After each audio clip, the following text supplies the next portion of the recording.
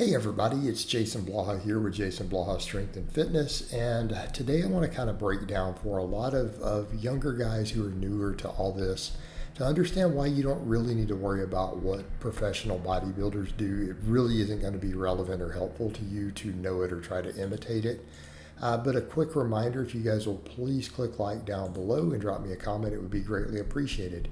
And again, guys, I'm saying this as someone who's been around this a really long time. I've been in the iron game over 25 years. I'm almost 50 years old.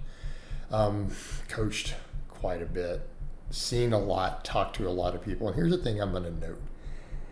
People will worry a lot of times about what pro bodybuilders do, and they don't understand that a lot of stuff they're doing is heavily influenced by their drugs. And what I mean is side effects of the drugs, certain beneficial effects of all the massive amount of drugs and things that they're using will impact the way that they train. It can even create limitations. And I think people forget this when you're looking at what they do for cardio, what some of them do for their lifting. So you have to factor that in. This influences what they do a lot. In good ways and in bad ways. And number two, you have to remember they're generally in terms of muscle growth, muscle belly, structure. If they're making it anywhere near the Mr. Olympia, you're talking about genetic aberrations, right? All right, and what I mean, take Jay Cutler, for example. Hell, even take Arnold, for example. Look at what Arnold looked like in high school. Step back and think about what Arnold looked like as a teenager and still compare that to the average guy who goes to the gym and uses anabolics, okay? This should be telling you something, right? Take Jay Cutler. Do you guys remember photos of Jay Cutler as a teenager already lifting? So again, people are like, well, I'm going to emulate. If this is good enough for Jay Cutler, it's like, stop and think about that. When he was a teenager, Jay Cutler was monstrous. The dude was an absolute monster already. Okay? And I'm going to point out to people, you don't think he's a little bit different? Right? We don't need to discuss whether he was even on drugs or not at that point. Let's just think about from a genetic perspective. Do people not understand that Jay Cutler as a teenager already had a physique that was most people will never obtain? Do you think that he possessed some great training knowledge? I want to be clear. Most people realize when they've been coaching or doing something a while, it probably takes 10 years to really and truly figure out what you're doing. Let's be fair. We all know it takes at least a decade to really get a good grasp of what you're doing. There's no way he had that back then. Yeah, look at him. So do you think it was any sort of advanced knowledge?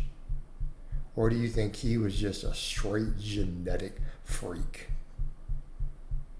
Okay?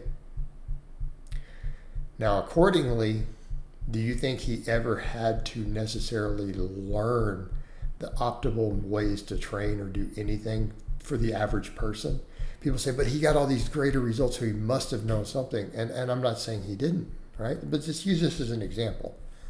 I'm not saying he didn't. He learned how to make his body. He learned how to make his genetic freak structure and muscle growth body that was already ridiculous potential. He learned how to make it respond. Okay? Doesn't mean that what he did is going to work for you. The form, the technique, the programming. It doesn't mean that it's going to work for everyone else, because he might as well be a different species at that point. Let's just be realistic. Okay? He'd never had to learn how to make gains for someone who's, say, a genetically average or a hard gainer or dealing with these other issues, right? He never had to learn those things. He never experienced it. All of his training knowledge and experience was what he found worked really well for him with those sort of genetics. Okay? He found exercise forms and versions that really he felt he personally got a really good. He probably had a really high body awareness. So let's be clear of that. A lot of guys who are gifted athletes in different areas have what's called a really high kinesthetic IQ. They learn how to move intrinsically for their body really effectively. They learn how to feel things move and movement patterns way faster than other people of what really connects for them. Do you understand that? So just because he even used a certain form, he found that if he did it that way for his particular structure, it really just dialed and everything hit just right. It might not be the same for you. That's what worked for him, and he probably was really good at finding it very quickly. A high level of body awareness. Okay, that's a genetic trait also, by the way. Now, so you have those things, and then you factor in then all the drugs. The drugs change everything, and these guys are using a lot of drugs. So people need to understand a lot of times what they're doing is based around that, and they also need to understand, based on the research we have on drugs, the volumes and stuff that people respond to, the way that they grow. Any hard training is going to make most of those guys grow. So we need to be clear. Usually the guys who are professional bodybuilders, their genetic gifts plus their drug stacks, every one of them would still be pro bodybuilders if they never figured out how to train right. As long as they trained hard. So let's be clear. As long as they train hard and put tension on the muscles and got a pump, most of those guys are going to look freakish. Okay?